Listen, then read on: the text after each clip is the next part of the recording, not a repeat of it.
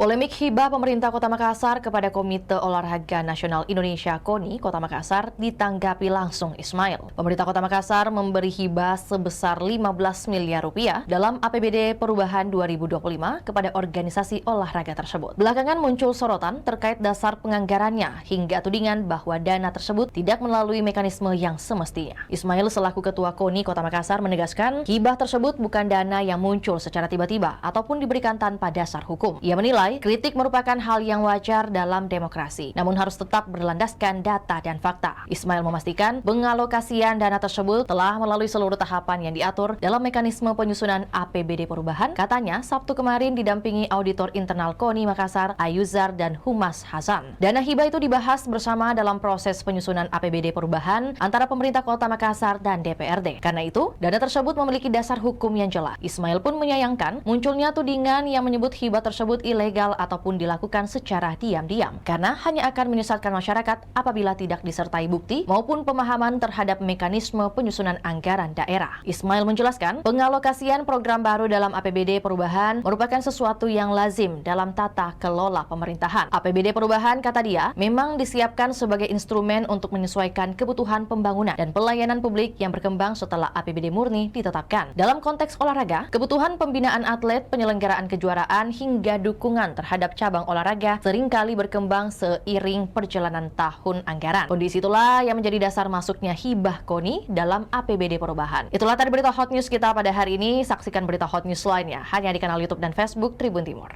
Download Tribun X sekarang. Menghadirkan lokal menjadi Indonesia.